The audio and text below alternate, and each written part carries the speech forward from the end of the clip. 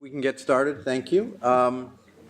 First is the approval of the committee agenda work plan. Do I have a motion for approval? Move approval. Mr. Chairman, can we call meeting to order, take roll? Oh, I'm sorry. Get the quorum? I'm sorry. I know, I'm filling in the first day and I'm already. Getting ahead of myself here. For the treasurer, Mr. Boykin. Here. For the director of finance, Mr. Reyes. Present. Mr. Keeley. Present. For the controller, Mr. McGuire. Here. Chairperson Rosensteel, you have a quorum. Thank you, thank you. So now we can start in with the agenda. Move approval of the committee agenda. Second.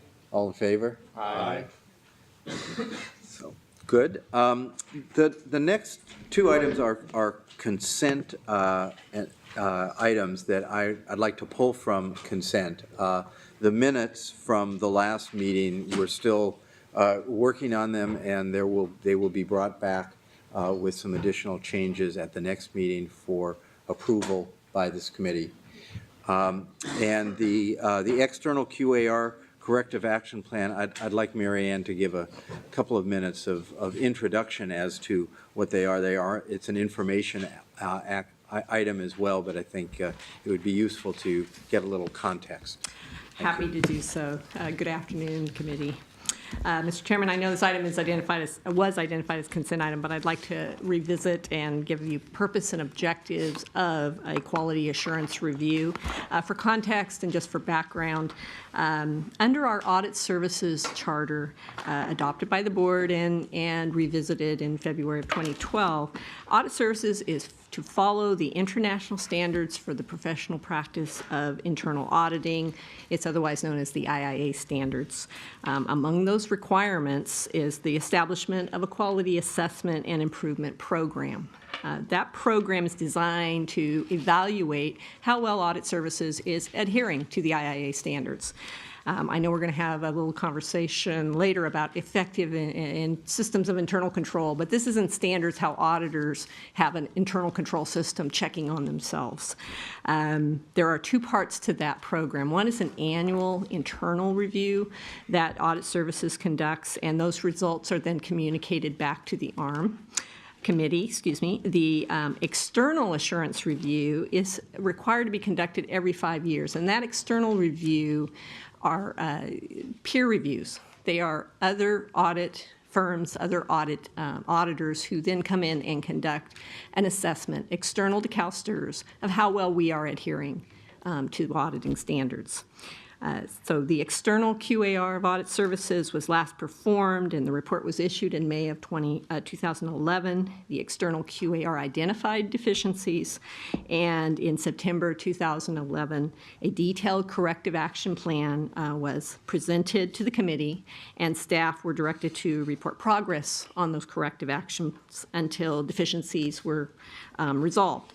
Since being hired as your chief auditor in October 2011, I have continued to focus audit efforts to the resolution of those deficiencies, and accordingly, in the audit, the ARM work plan, I continue to present the current status of those corrective actions, and that is what you are seeing today in this agenda material.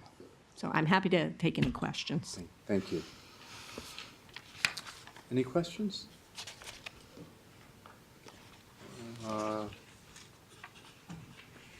Pedro. Many of the activities identified here, the corrective action plans, have in fact been completed. And is the idea that they'll continue to show up as completed until a certain point in time? And when is that time? I know that some of the other activities are ongoing or they have a future date. And so I guess the question is there a drop date that we no longer see this, or is this in perpetuity, and then we'll see everything as completed, or what's the long-term plan? The goal I have is that we will be able to present to you a completed report by June. I really wanted to be able to give you a second internal review. That review is slated in our work plan, and we plan to conduct it in April. It will be presented as part of the June material. Another external one at what point? In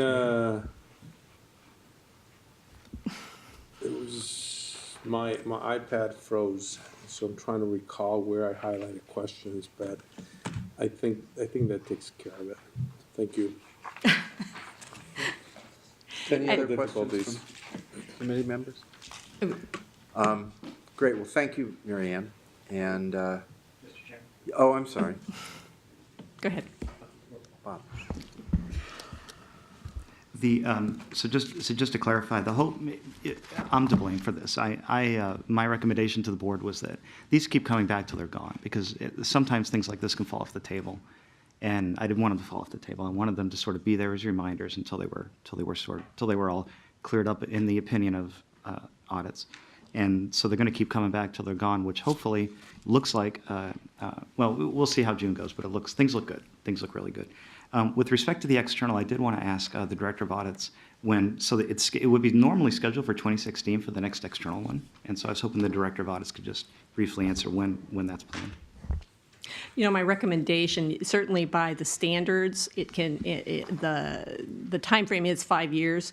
It is certainly within our purview to ask for that external review sooner. My recommendation at this point would be, let's see the results of what happens with the next internal review. And I believe something that looks along the lines of everything is clean, I would be putting forward to the committee a recommendation that we move forward with an external review. The following year, I would say. You said 2016, it would be 2015. A year sooner, I guess it makes more sense. Pedro? There are many corrective actions that have taken place. And I guess do we at some point find out the efficacy of those corrective actions? Do they really work? How do we go back and say, okay, yes, you trained staff, you spoke with management, you created this manual, which is a good thing. How do we go back and say, yes, staff is following the manual? Because preparation of a manual or just broad training to staff does not guarantee that this is now systemic corrective action. How do we go back and make a determination that, in fact, all the good work you've been doing has had the positive impact? That's really the intent of the internal review, and the mechanics of how that works is, while it is controlled internally, it is performed by a team of auditors where we have internal auditors looking at work we've done as employer auditors looking at internal audits, and that report being managed by the internal audit manager and reporting to me. That report results, and in fact, the entire report is considered and brought back before the ARM committee. So you're aware of the actions that the internal review took, what was involved, and what the results were. And that's actually required by standards. But I'm sorry? The external is also presented to the board. But the internal review is the audit staff auditing the audit staff.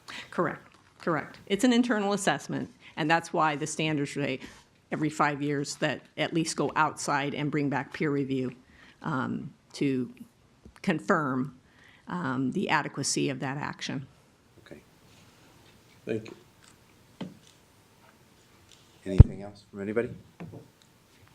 Okay, great. Then the next item is Mary Ann reporting on CalSTR's corrective actions related to the external financial audit. And I'm going to switch chairs just real quickly. Okay.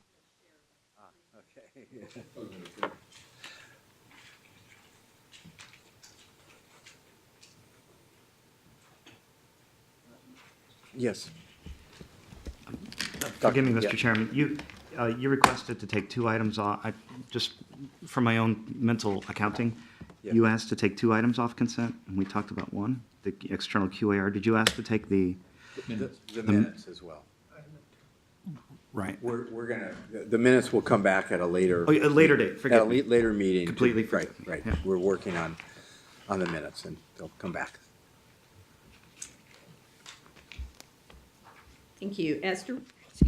As directed by the committee, the management was requested to provide a comprehensive status report on the corrective actions associated with the 2011-12 external financial audit, to provide context and foundation between the corrective actions that are underway by management and link it to what is effective internal control systems that mitigates that risk of material misstatements. Robin Madsen and I have put together a brief presentation, and we will certainly be open to questions as we proceed. So bear with me here. The purpose of the corrective action report is really twofold: to provide the board visibility into the corrective actions taken to address internal control deficiencies that have been reported by the external financial auditors, and to provide the board the ability to assess and monitor the effectiveness and timeliness of corrective actions. As part of the full board meeting tomorrow, the board as a whole will be introduced to management's system-wide risk assessment process.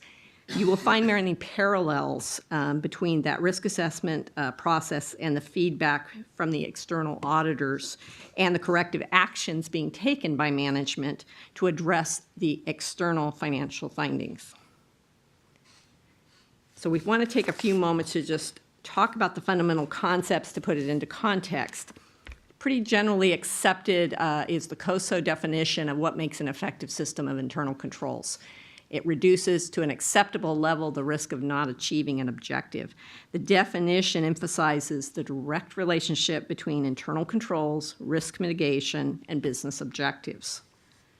Those fundamental concepts of internal controls are further defined as internal controls are geared to the achievement of an objective, internal controls are associated with processes, and internal controls are effected by people. This is a visual display of what an effective system of internal control from an organizational perspective looks like. And if you'll bear with me, a quick walkthrough. Your governing board and committees and your executive management are to work in close communication, setting organizational objectives, establishing governance structures, and defining risk management strategies.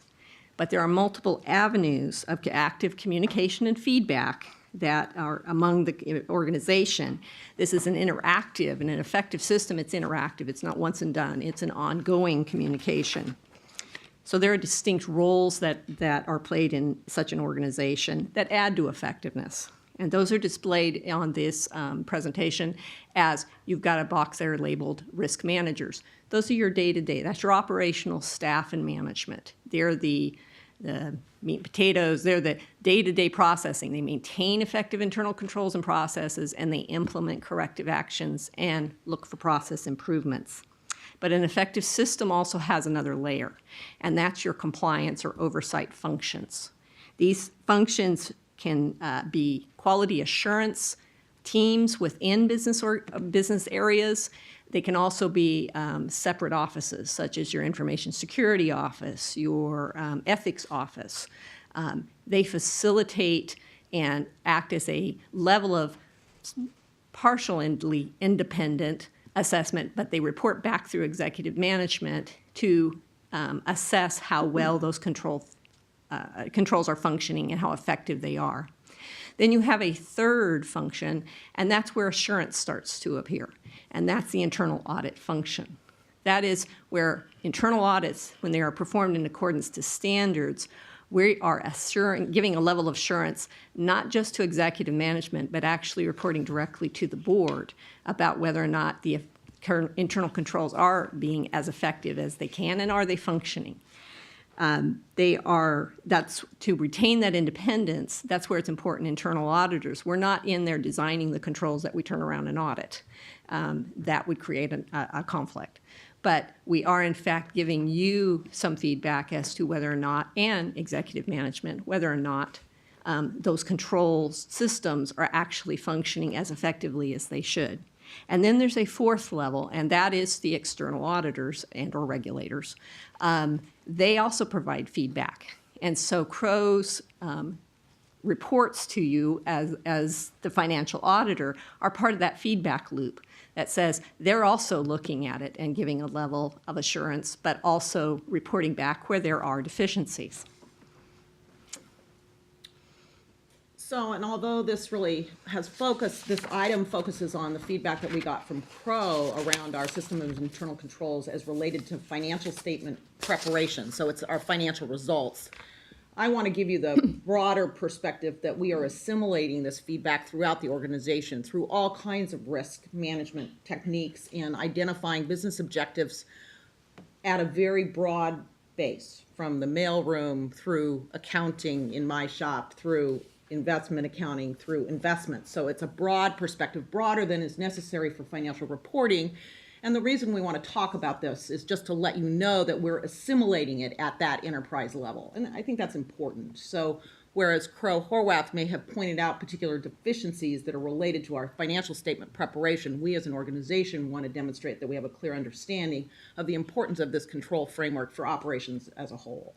So I've actually been involved with our organizational development staff in delivering training to all of our employees, and I wanted to share with you the graphic that we're using in those communities to understand how we're communicating this throughout the organization. And we really talk about the fact that an effective system of internal controls requires both process and people, that it takes both. We could have shelfware, we could have great policies and procedures, but if we don't have the time or the authority or the will to use them, they're not going to do any good. When we talk about the foundational components, the laws, regulations, and business objectives, particularly focusing on those business objectives, where we all have a role to play, whether it's developing financial statements that this internal control report was focused upon, or whether it's delivering services to our members. And that we as leaders have the responsibility to make that important, to set the tone at the top. And then from there, we talk about policies and procedures to implement those regulations and laws and business objectives, and the fact that we have to provide direction to have those things established. And then on top of that, we get to the internal controls to prevent, detect, and correct errors, as well as the direction and assignment of responsibility for making sure those controls are operating as designed, or where they're not, to bringing them around to an effective set of controls. And then on top of that is an ongoing risk assessment process that occurs in every area where we all have a role to play. And then the communication and the monitoring of those results so that we can feed it back down through the process and update the business objectives, laws, and regulations as appropriate. So again, this is just to demonstrate to you that we have taken not just the audit report and operated from those particular findings, but we really have turned this into an organization-wide effort to implement the system as a system for the system. So I'm not sure from here if you want us to go over the specific status updates, if you'd like us to just respond to your questions about the status updates. What is the committee's wish regarding our specific action items as documented against the findings that Crow Horwath presented to us as a result of the financial statement audit from fiscal year 11-12. Do we have questions at this point? Pedro? Mr. Chair, I'm pleased to hear that you're adopting the set recommendations and trying to incorporate it through the whole enterprise. I think that's good. I think we'll benefit from that. And the question I have, and this probably should not be asked, but you know me, is were you finding deficiencies? You know, if 10 is the target, and because of Crow you were able to bring people to a 10, were you finding them at 7, 9s, or 10s? And without naming names, I mean, was there a significant improvement that occurred as a result, or was it just a matter of recognizing that you have? I mean, you know, as my recollection, what resonated with me with listening to Ms. Torres and her colleagues last time was the internal control issue and the risk issues. And then the material findings, that's sort of what stood in my mind as we heard that presentation. And so I see in the written material that you've done a lot of work, and that's great, and I'm happy to see that some of that. But following up on your presentation right now is, so if you were going to give us, and I mean us because I'm part of the system, what kind of grade would you be? Well, that's what we tried to demonstrate in those pyramids within the document, and you can see that there isn't a complete any one of those pyramids all the way up. So I think those are accurate reflections of where we are. I think you've got pockets where things are operating very well. You have pockets where you might have documented processes, but you don't necessarily have the people trained to use them. In other situations, you've got people performing processes, but they're performing it against oral directions, so you don't know if it's going to be consistently applied. I mean, I think there's a cross-section of that. I think, I'm actually doing each and every one of these classes for a section of time, and I will tell you my personal experience is that as we talk about the topic and make it real here, there is an assimilation and an excitement about the fact that, yeah, I get this, I can make this happen. And it's not going to change overnight. I don't want to set those kinds of expectations. I would see this as a 1 to 3 year process. I mean, it's going to be a while before we get to a point where we can say, we have integrated a system of controls that is self-renewing. I think it would be unfair to say anything else. Thank you. Did I answer your question, Peter? Yes, you did. Thank you.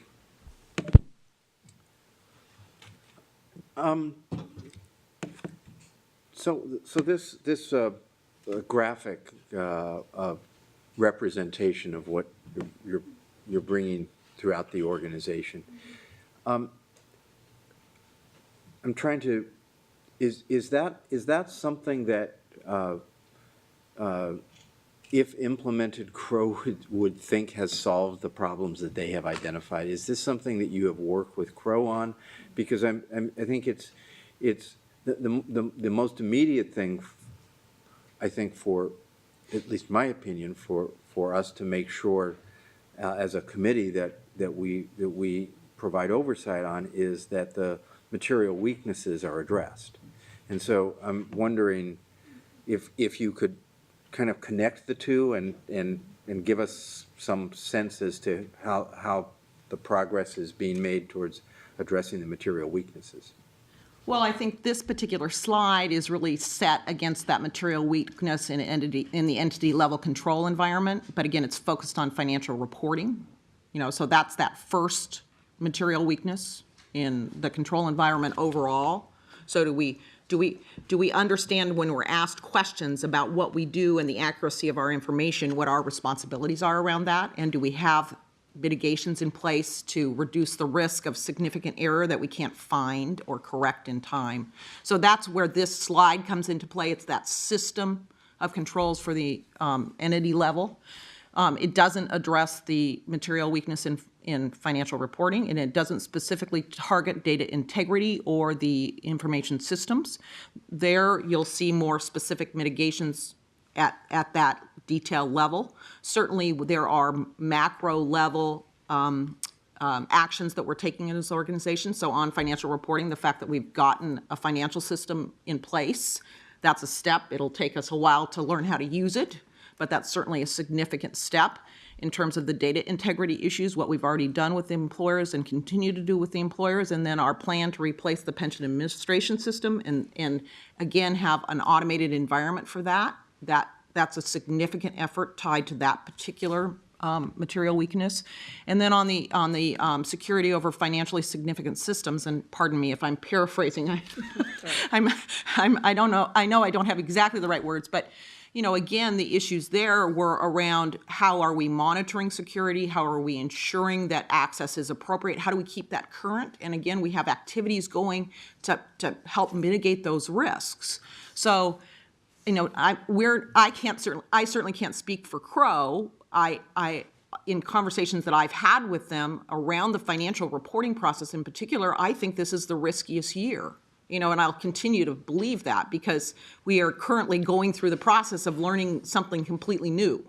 Now, that something completely new has very good features to it, but because we're operating in a year where we have the old way and the new way, and we've come through this major transition, our ability to provide the depth of understanding and documentation that completely eliminating that comment would require, I'm not expecting. Do I have that as a goal? Absolutely. Do I think it's going to happen? Not this year, and that's what is reflected in the document here. And it's not because we don't have that goal, it's because I don't think it's achievable. It's not achievable in this period of time given the circumstances that we're operating under. So we are all very excited about the integration, for example, of our investment information in our accounting system. It is wonderful. But in doing that, we have to figure out what anomalies in that data look like so that then we can target that, because there are millions of transactions coming through. So again, we've taken that initial step, which is a very positive step. But I'm not, I would be remiss if I shared with you an expectation that step is enough. We have more steps to go through. That's a big hurdle, but we got to make it work now. And so that's where I would see us being connected. This is connected in the entity level control environment. Do we all have a perspective on the importance of controls? Then there's the absolute controls of financial reporting, where we need to make sure we have visibility into significant transactions and we can find problems. Definitely steps working towards that. Data on the payment side, again, we have a longer term plan to deal with that. Not probably going to have it go away until we get farther into that pension solution. And then on the IT controls, I think we are making measurable progress. Whether it'll be enough to have that drop down a level in terms of importance, I don't know, because we haven't seen the results of the audit that we have asked Clifton to do, and the results of the OTEC audit. So those things are coming. Yeah, I guess I first of all appreciate the challenge with bringing in the new system and making sure that it works and making sure that it accomplishes what we need to. And I know that in the discussion that Crow had before us, that the fact that we had such an out-of-date system was definitely a contributing factor. Not the only one, but an important factor in their determination that there were material weaknesses. I just think from our standpoint, if I can remember back to what a material weakness means, it really means that there's a reason that we could question the accuracy of financial statements that are brought to us. And so, at a material level. Right, at a material level. And so I think our oversight has to be to make sure that those material weaknesses are addressed. The moving forward with improving the whole enterprise-wide approach is fantastic. I mean, I applaud you for that. I mean, it's really important, and it's really great to see that happen. But I want to make sure we're looking at both as a committee, that we're also making sure that these material weaknesses are being addressed, because because of what it means to be a material weakness. Well, and I guess maybe I'll provide a different linkage into this perspective, because part of the dilemma that I think I have heard the auditors reflect back to me is that when they ask a question, they get an answer that causes them more concern rather than less, okay? So that's why this framework is so important, is to have people be able to use the information that they do have access to answer those questions in a way where, in fact, we are demonstrating we have controls. Does that make sense? So, I mean, from my perspective, it is the most important step. The system is fantastic. Well, no, and I'm really talking about the knowledge across the organization to be able to answer questions about, well, what is this? What does it mean? How does it fit into your business processes? And then what are you doing if something goes wrong? Yeah. And understanding that. And I would add to that from an auditor's perspective, the concern an auditor should have is when they are being given a set of documentation and explained that it is functioning one way, but their testing shows differently. And when they follow up on that, it's, well, the person is not clear as to why they do what they do, and they don't understand. And so that's why it has to start. A foundation of understanding an effective system of internal controls. You can have all the best processes in the world, but that effect is all the people. They need to understand why it's important they do it, and they do it consistently, and what happens when they don't. Dr. Yetman? Thank you, Mr. Chairman. So I have a few things that sort of a brain dump, 3 or 4 things. So please forgive the scatteredness. Maybe I didn't get enough sleep last night. We'll see how this goes. Just to respond to a couple of things. One issue you brought up is what does Crow think of the progress that's being made? And it gives me great comfort that the answer is they don't know. And I would be nervous if audit services was actually going to the auditor saying, what do you think of this so far? What do you think of this so far? That's not what we want. We want an independent internal process and then a completely independent external auditor coming in after the fact and taking a look at it. So I like the fact that they're not part of it. They shouldn't be there. Next, I do want to not to downplay the material weaknesses that were found, but just to frame it, remember there were no findings of material misstatements whatsoever, or even misstatements at all. So the material weaknesses were with respect to the internal control system, not the financial statements themselves. I think it's an important distinction to keep in mind. And all they really relate to is, and not to underplay it again, but geez, the system of internal controls has to work really hard because of the system that it's using, has to work really hard, a lot of manual checks, to ensure that the financial statements are materially correct, which was Crow's opinion. So again, I think it's important to keep in mind what they're looking with. Now, the internal auditors are lucky, right? Because we get to audit the internal control system and then say, hey, there's a problem, and throw a dart, and then walk away. We don't have to fix it at all. In fact, we can't fix it. Isn't that nice? We get to write those rules. Management is left with the task of fixing it. And so the internal control system belongs to management. And so management had a choice. They could have said, let's fix the Crow issues, which were primarily with respect to internal controls over financial reporting, not necessarily enterprise. They did peek down that avenue, but primarily it was financial control reporting. And management could have said, let's do a quicker, simpler fix, less costly, quicker, simpler on those specific issues, but they didn't. What management chose to do is to say, wait a minute, it's broader than just financial reporting, right? It's showing up in the board, and issue number seven, an item at the full board addresses this exact issue. And I was pleased to see that. So management has taken a path that says it's broader than just financial reporting. Now, what that does is, and I find this very comforting, it's not a pure enterprise, full-blown system. I think management has taken a prudent approach to this, which is it's bigger than financial reporting, but it's not some full-blown beast that's going to take us a decade to implement. It's sort of this prudent choice that management made to go after a larger issue. But what that means is it's going to take a little bit more time to get down that path to ameliorate the internal control issues, because they're not taking them on one at a time. They're taking them on from the ground up. It starts with education, for example. And so this takes a little bit of time and calls for just a little bit of patience. Nonetheless, it's good to keep a fire burning. I think that's great. It's keep the fire there. But in understanding that it does take time, when you take an approach that's a little bit more encompassing like this, it's just going to take a little bit more time to get it done right. It's one of those things where you say, can I do it faster? Can I do it right? Management's decision is, my interpretation is that they've taken the path of trying to get it done right. So it's going to take a little longer. Forgive me for looking. Got it.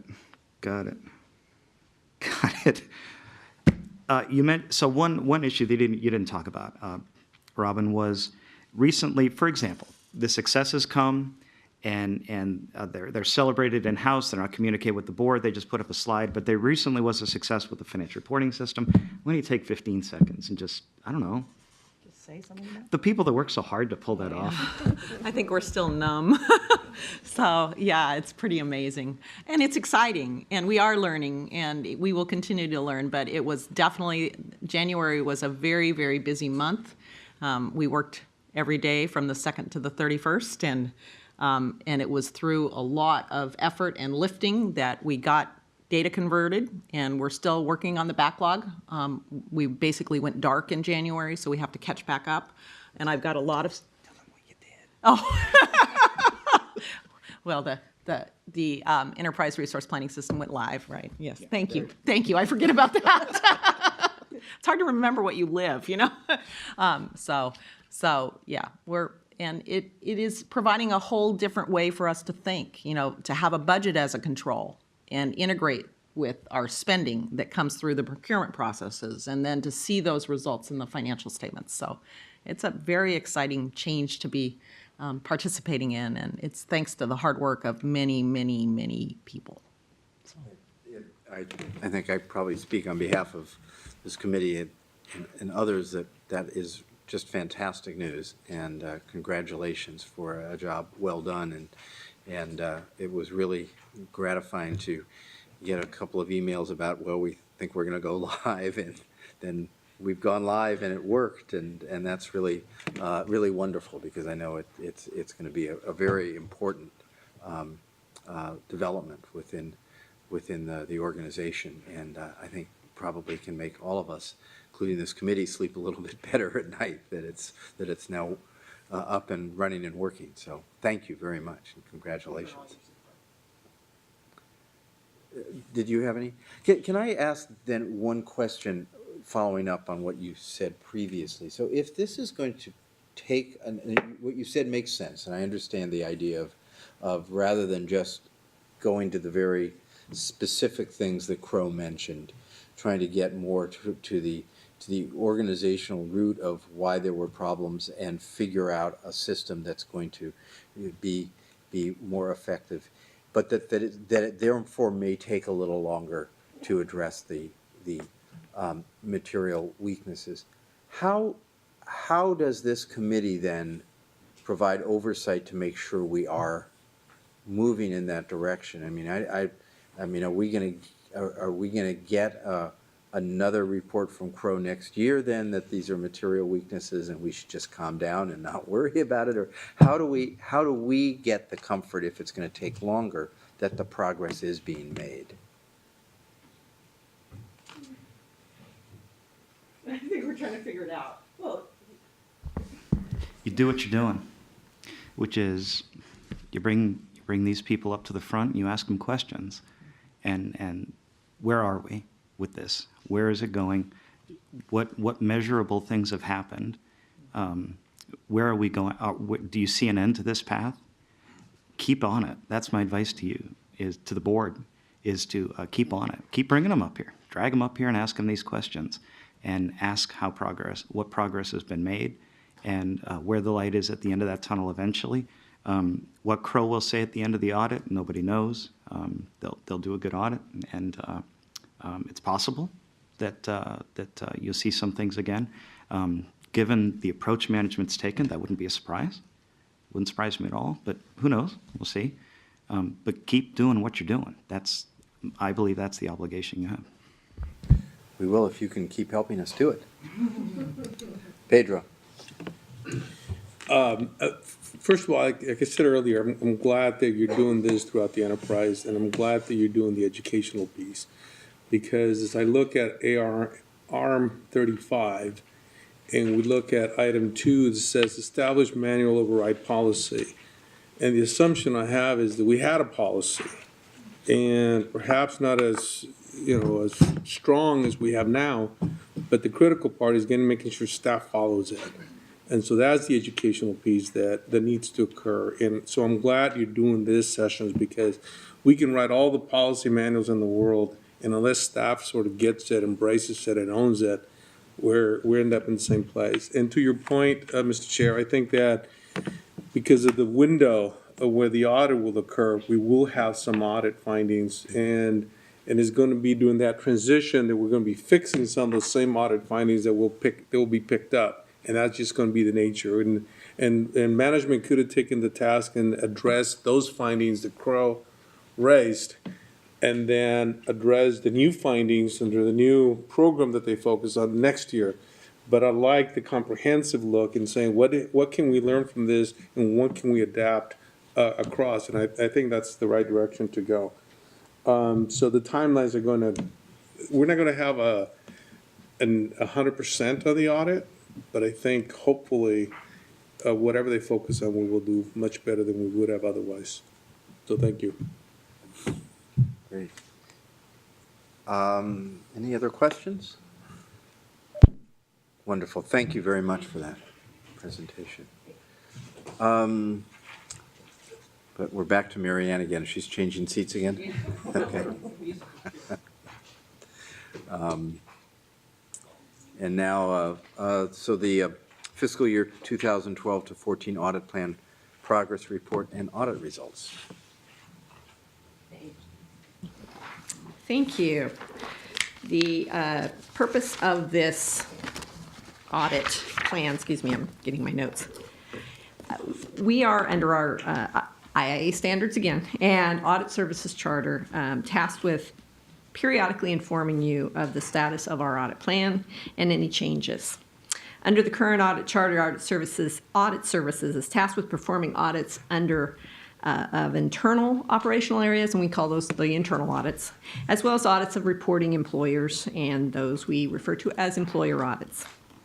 While I am tasked with operating audit services as the chief auditor, this committee has the oversight responsibility for the work efforts of audit services, and the objectives of the attachments contained in this agenda item is to provide the committee some visibility into the work efforts of audit services. In June 2012, I presented the biennial work plan for audits for the 2012 through 14 period. The planned internal audits were based upon a risk assessment conducted by Audit Services of the internal operational areas. The planned employer audits were based upon a risk assessment of employer reporting data. The planned audits for both internal and employer audits was developed in consideration of staffing resources that were available at the time. Based upon mid-year analysis of the Audit Services Management, the status of the 12-13 planned audits are reported in the attachments and reflect actual hours expended, audit progress to date, through December 31st, as well as projected activity in consideration of staffing for the remainder of the year. I'm happy to walk through each attachment and explain what it is you're being presented with the indulgence of the committee, or I can take questions.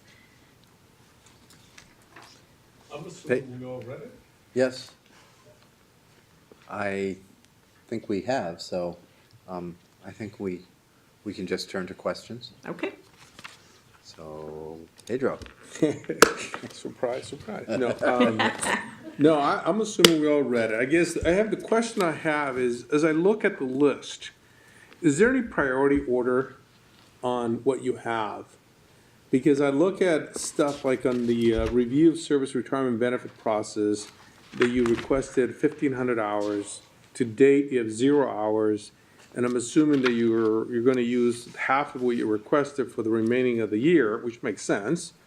But 1,500 hours is significant resources dedicated for this, and somehow you decided that this has become a lower priority against something else.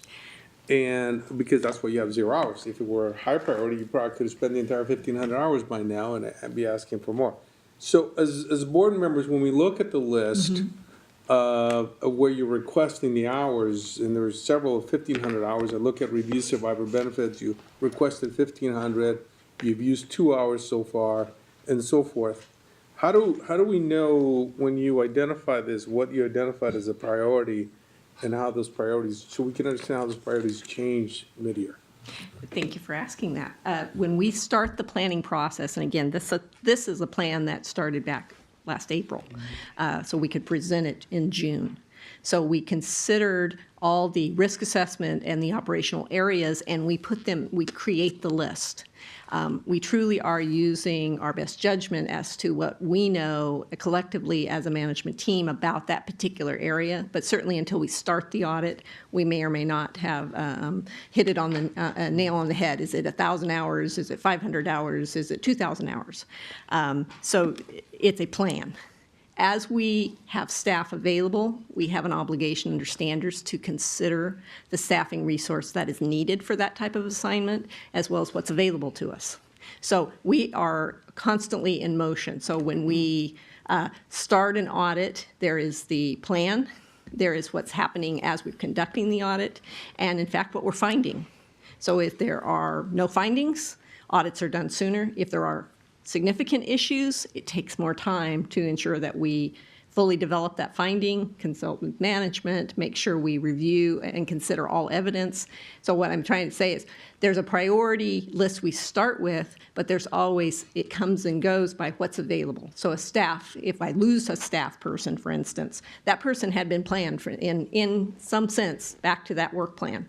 I now have to, as a management and my managers as well, readjust our plan. So that's what you're seeing here. We are actually constantly reevaluating what we had in our list, as well as considering what audit resource we have available to us. I I mean, don't know if that helps understand- answer your question. I understand when you get into an audit, for instance, I'm looking at page 3 of the attachment, when you started out, development contract information technology audit, you planned at 200 hours and you're now at 425 and you're complete. So you had to dedicate more resources. But I guess when the list is provided to us in April, and you're listing, on cell 1, this audit, on cell 2, this audit, and cell 3, is there any priority to that listing at all, or is it just, it happens to be that on cell 5 is the one most sensitive issue that we've looked at, and we look at it every year, and that's just where it stays? If my recollection suits me, I think we were putting them in risk order. My staff will yell at me if I'm saying that wrong. But again, it starts with that risk assessment and says, well, what's most critical? But I also have to make judgment along the way that says, if I don't have the right skill set at the time to start that audit, we may drop to the next audit until I have that skill set available. That's just in managing the day-to-day operations. Understand No, I the- appreciate you asking. So thank you. And I understand the necessity to move the hours based on, because you may get into an audit and realize, wow. Right. Or, We start hey, an it's good. audit objectively. I would like to believe we're not going to have any findings, but certainly we follow the evidence trail. Auditors start out with an audit thinking they're gonna find me. That never happens. I always think I'm gonna say yes to a proposal. So go ahead. Sorry, thank you. No problem. Thank you, Mr. Chair. Thank you for the presentation. It's to follow up on Pedro's question. I had sort of the same reaction when I read it, and I think it might be helpful if there was just a little bit more narrative to explain at least some of the bigger adjustments. I think we all assume you have a rhyme and a reason for making the adjustments that you do, but it would be helpful. And then just to ask a question, because Bob's probably going to ask it, is the employer audits, it looks like there were, I think, 8 done in the last 6 months, and then for the 13-14 year, there's 57 scheduled. Right. I'm just wondering, were there resource issues before, and do we think that we address those now? I mean, and I assume part of this might be that we no longer go outside to do the employer audits.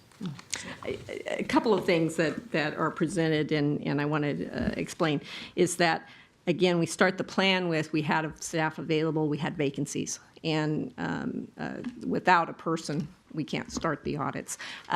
We are actively recruiting. We continue to actively recruit. Our challenge going forward is we are going to start that recruitment. We have more positions coming in 13, 14, thanks to all of you, that we will need to quickly recruit and get that in place. Our goal is to have those people in place. So on July, we're ready to start initiating many more employer audits sooner. So there's that progression of we planned for with existing staff, but as staff vacancies occurred, then obviously we can't start the audit.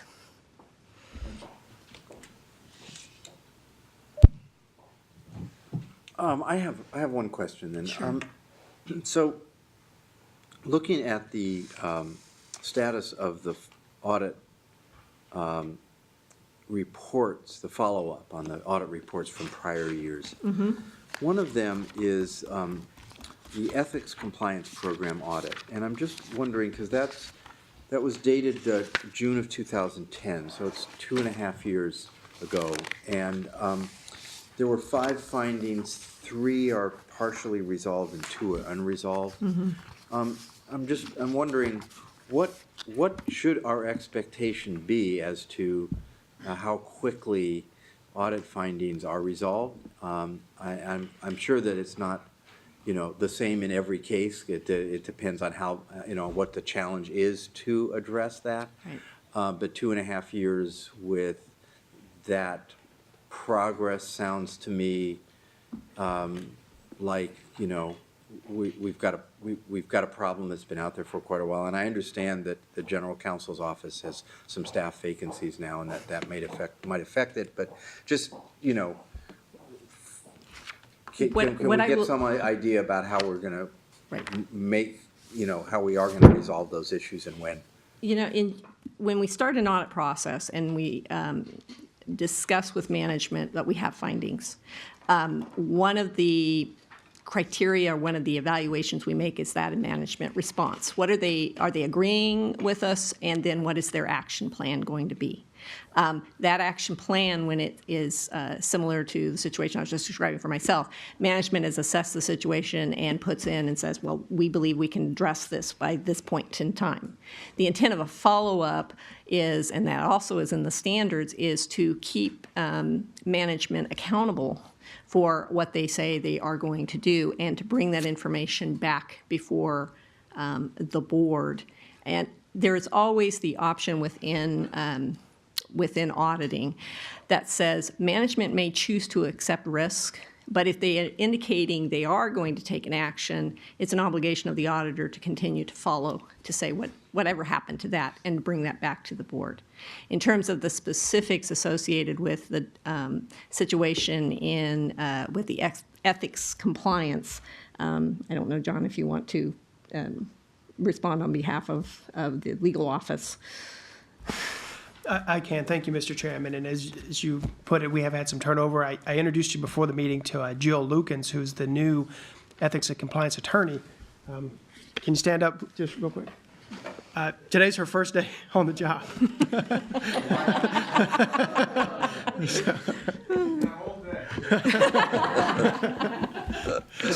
So we are moving forward. We have had some turnover. We have another attorney starting Monday, and we expect to have 2 more attorneys on by the 1st of March.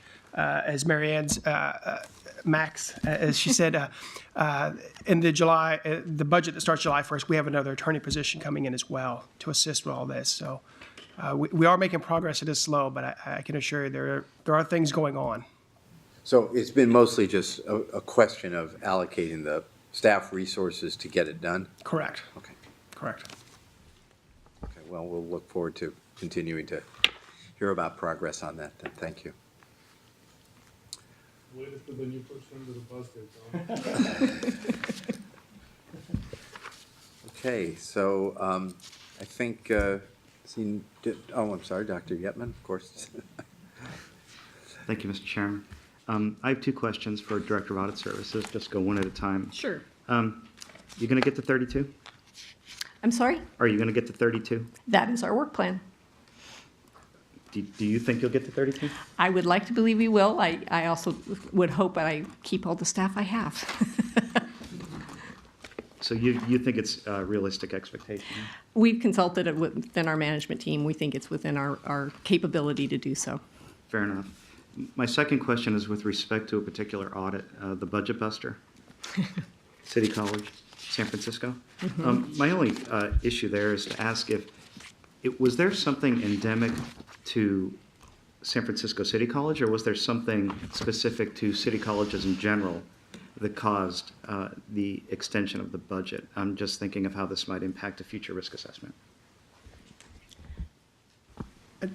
We're currently involved in an administrative hearing process in that case, as well as there's a Superior Court action for a preliminary injunction.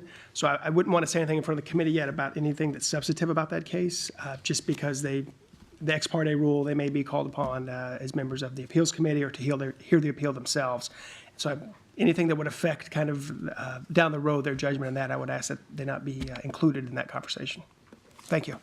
Fair enough. So so is the answer to my question, it was sort of more specific to that particular district as opposed to something that when you do a risk assessment, you would incorporate for all community colleges? It seems to be more specific. Thank you. Great. Terry? Thank you, Mr. Chair. I have a question on page ARM 55. The type 2 findings, that's broken down into 3 different types, B, C, and D. 7 out of 8 of the employers had issues related to those type of findings, plus that's by far the largest dollar amount. Is there any issues that can maybe be focused on to be communicated system-wide to address some of these issues so maybe those numbers go down in the future? Thank you for asking that. We are currently in communication with our benefits and services, our employer educations, and we are sharing with them these common type findings that we are seeing. We think it is important that employers both be aware these are the common things that are occurring, as well as increase their education as to how they can avoid these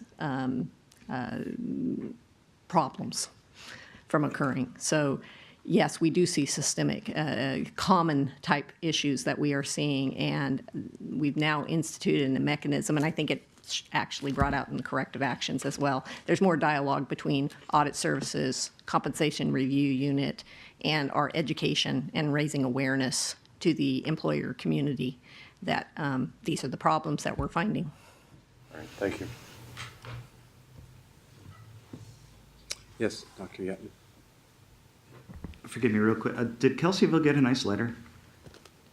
No, just I'm maybe sure some- they were very happy with our Well, our if you think audit. about it, there's someone that was responsible Yeah. for making it go well, and I don't know, just like a 5-minute letter that says, "Geez, thanks for working so hard." Like, man, just thought. It's a good thought. Good thought.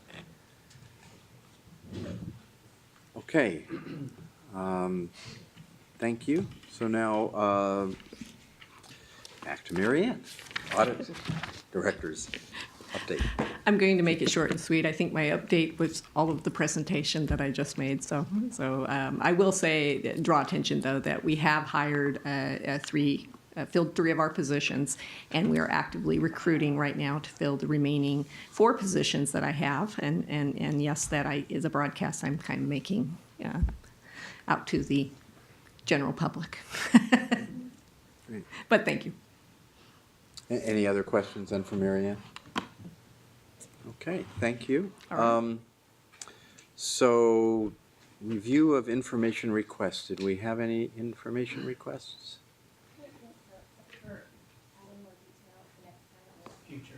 Yeah. Okay, okay, great. The draft agenda for the next committee meeting. Any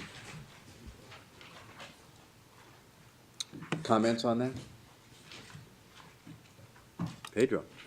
Mr. Chair, on the Audit Services Annual Risk Assessment, Mary Ann and I had a side-by conversation before the hearing, and I'm trying to figure out where the stuff that we do is at the 10,000-foot level. And I do not want to disclose what we do for audits, much like we did the San Francisco issue. But as a board member, since we vote on this, I'd like to understand more about the risk. And I talked to Mary Ann about it. And Mary Ann, if you do me a great favor and sort of articulate what you thought I was asking, and to kind of make sure we understand and we go on record on what I'm talking about. Sure. You, if I understood correctly, when we present our risk assessment, and you're also, I need to correct Pedro, you're talking about the employer risk assessment, employer audit risk assessment process, as opposed to the internal risk assessment Yes. process. The employer risk assessment process, and as presented last June, we consider factors, and we do communicate those factors. They're basically the principles. They're the flags that we look for when we're looking at employer reporting that help us sort through the thousands and thousands of lines of information to then determine those employers that will be subject and to an audit, either because they rank higher or they are weighted to such that they will create a higher risk. And that factoring, I think, is where you're asking audit services to give a little more visibility to how we go about. I understand it, but I don't want to disclose. I don't want to tell people, here's what we're looking for, make sure. So it's sort of that balance. I don't know It is a how balance. deep we can get without putting our cards on the table. But as a board member, as I'm looking at this thing and I'm being asked to vote on this, I'm not always comfortable that I view it as a 10,000-foot level. And if at all possible, and I'm looking at legal and I'm looking at you and I'm looking at Dr. Yetman, is like, how much can we discuss in an open meeting like this, so that I understand Right. what we're talking about, and if this is, and I don't know if it's just my inquisitive mind wants to know, but Well, and I don't- think it's fair that you should be aware so that you can determine if you think we're taking an appropriate approach.